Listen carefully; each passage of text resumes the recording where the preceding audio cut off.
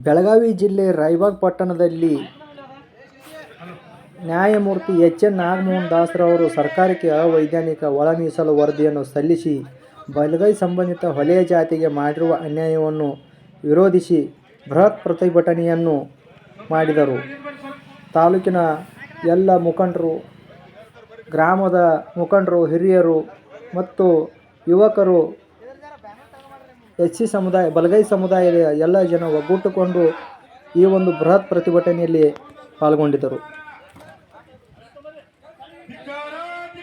ನ್ಯಾಯಮೂರ್ತಿ ನಾಗಮೋಹನ್ ದಾಸರವರ ಅಧ್ಯಕ್ಷತೆಯ ಒಳ ಮೀಸಲಾತಿ ಏಕಸದಸ್ಯ ವಿಚಾರಣಾ 4/8/2025 ಆಯೋಗವು ದಿನಾಂಕ ಸರ್ಕಾರಕ್ಕೆ ಸಲ್ಲಿಸಿರುವ ಬಲಗೈ ವರದಿಯಲ್ಲಿ ಪರಿಶಿಷ್ಟ ಜಾತಿ ಬಲಗೈ ಸಮುದಾಯಕ್ಕೆ ಸೇರಿದ ಪರವನ ಜಾತಿಯನ್ನು ಎಡಗೈ ಪಂಗಡಕ್ಕೆ ಸೇರಿಸುವುದಲ್ಲದೆ ಸಮುದಾಯಕ್ಕೆ ಸೇರಿದ ಇನ್ನೂ ಹಲವು ಜಾತಿಗಳನ್ನು ಅತ್ಯಂತ ಹಿಂದುಳಿದ ಜಾತಿಗಳ ಗುಂಪಿಗೆ ಸೇರಿಸಿ ಬಲಗೈ ಸಮುದಾಯದ ಜನ ಸಂಖ್ಯೆಯನ್ನು ಉದ್ದೇಶಪೂರ್ವಕವಾಗಿ ಕಡಿಮೆ ಮಾಡಿರುವುದಲ್ಲದೆ ಜಾತಿ ಅಲ್ಲದ ಕರ್ನಾಟಕ, ಆದಿ ದ್ರಾವಿಡ, ಆದಿ ಆಂಧ್ರ ಸಮೂಹಕ್ಕೆ ಶೇಕಡಾ 1% ಮೀಸಲಾತಿ ನಿಗದಿಪಡಿಸಿರುವುದನ್ನು ರದ್ದುಪಡಿಸಿ ಸದರಿ ಮೀಸಲಾತಿಯನ್ನು ಸಂಬಂಧಿಸಿದ ಜಾತಿಗಳಿಗೆ ಹಂಚಿಕೆ ಮಾಡಲು ಸಚಿವ ಸಂಪುಟದ ಉಪ ಸಮಿತಿ ರಚಿಸಿ ಅಗತ್ಯ ಕ್ರಮ ಕೈಗೊಳ್ಳುವ ಕುರಿತು ಈ ಒಂದು ಪ್ರತಿಭಟನೆ ಮಾಡಲಾಯಿತು. ನ್ಯಾಯಮೂರ್ತಿ ಶ್ರೀ ನಾಗಮೋಹನ್ ದಾಸ್ ಒಳ ಮೀಸಲಾತಿ ಏಕಸದಸ್ಯ ವಿಚಾರಣಾ ಆಯೋಗವು ಪರಿಶಿಷ್ಟ ಜಾತಿ ಕುಟುಂಬಗಳನ್ನು ಸಮೀಕ್ಷೆ ನಡೆಸಿ ದಿನಾಂಕ 4/8/2025 ಸರ್ಕಾರಕ್ಕೆ ವರದಿ ಸಲ್ಲಿಸಿದೆ.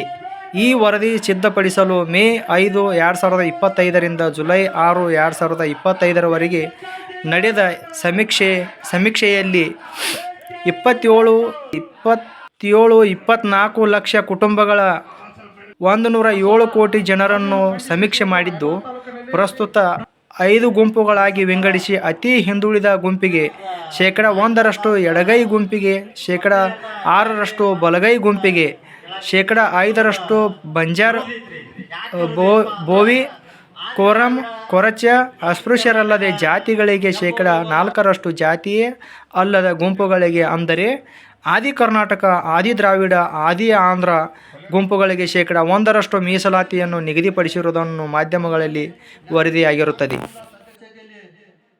ನ್ಯಾಯಮೂರ್ತಿ ಶ್ರೀ ನಾಗಮೋಹನ್ ದಾಸ್ ಆಯೋಗಕ್ಕೆ ಕರ್ನಾಟಕ ರಾಜ್ಯ ಛಲವಾದಿ ಮಹಾಸಭಾವು ಸನ್ಮಾನ್ಯ ಸಿದ್ದಯ್ಯ IAS ನಿವೃತ್ತರವರ ಅಧ್ಯಕ್ಷತೆಯಲ್ಲಿ ಹಲವಾರು ಮನವಿಗಳನ್ನು ಸಲ್ಲಿಸಿ ಈ ಕೆಳಕಂಡ ಅಂಶಗಳ ಬಗ್ಗೆ ಕ್ರಮ ವಹಿಸಲು ಕೋರಲಾಗಿದೆ. ಏಕಪಕ್ಷೀಯವಾಗಿ ಒಂದು ಸಮುದಾಯವನ್ನು ಓಲೈಸಲು ಮತ್ತೊಂದು ಸಮುದಾಯಕ್ಕೆ ಅನ್ಯಾಯ ಮಾಡಿ ನ್ಯಾಯಮೂರ್ತಿ ನಾಗಮೋಹನ್ ದಾಸರವರು ವರದಿ ಸಲ್ಲಿಸಿದ್ದು, ಸದರಿ ವರದಿಯು ಅವೈಜ್ಞಾನಿಕ ಹಾಗೂ ಪಕ್ಷಪಾತದಿಂದ ಕೂಡಿರುತ್ತದೆ.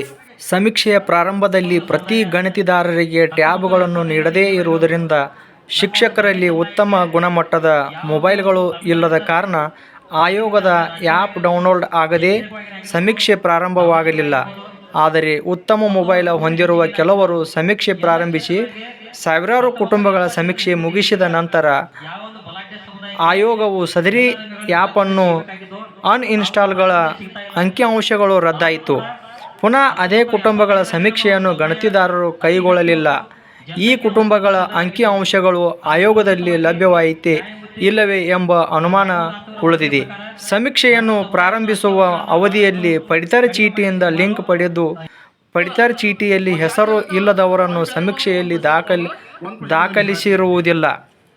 ತದನಂತರ ಆಧಾರ್ ಕಾರ್ಡ್ ಆ್ಯಡ್ ಮೆಂಬರ್ ನೀಡದ ಕಾರಣ ಹಲವು ಕುಟುಂಬಗಳ ಸಮೀಕ್ಷೆಗಳು ಪೂರ್ಣಗೊಂಡ ನಂತರ ಆಧಾರ್ ಕಾರ್ಡ್ಗೆ 2 ಕುಟುಂಬದ ವ್ಯಕ್ತಿಗಳನ್ನು ಸೇರ್ಪಡೆ ಮಾಡಲು ಅವಕಾಶ ಕಲ್ಪಿಸಲಾಯಿತು. ತದನಂತರ ಆಧಾರ್ ಕಾರ್ಡ್ ಇಲ್ಲದ ಹೆಚ್ಚು ಮಕ್ಕಳನ್ನು ಹೊಂದಿರುವ ಕುಟುಂಬದವರು ಸಮೀಕ್ಷೆಯಲ್ಲಿ ಸೇರ್ಪಡೆಗೊಳಿಸಲು ಮನವಿ ಸಲ್ಲಿಸಲಾಯಿತು. ಸದರಿ ಮನವಿ ಆಧರಿಸಿ ಒಂದು ಆಧಾರ್ ಕಾರ್ಡ್ಗೆ 4 ಜನರನ್ನು ಸೇರಿಸಲು ಅವಕಾಶ ಕಲ್ಪಿಸಲಾಯಿತು. ಈವರೆಗೆ ಸುಮಾರು 8 ಲಕ್ಷ ಕುಟುಂಬಗಳ ಗಣತಿ ಮುಕ್ತಾಯವಾದ ಕಾರಣ ಕನಿಷ್ಠ 8 ಲಕ್ಷ ಮಕ್ಕಳು ಸಮೀಕ್ಷೆಯಿಂದ ಹೊರಗೆ ಉಳಿಯುವಂತಾಯಿತು. ಇವರುಗಳನ್ನು ಸೇರ್ಪಡೆಗೊಳಿಸಲು ಆಯೋಗಕ್ಕೆ ಮನವಿ ಸಲ್ಲಿಸಿದರೂ ಯಾವುದೇ ಕ್ರಮ ವಹಿಸಲಿಲ್ಲ. शिल्पी डॉक्टर बाबासाहेब आंबेडकरांनी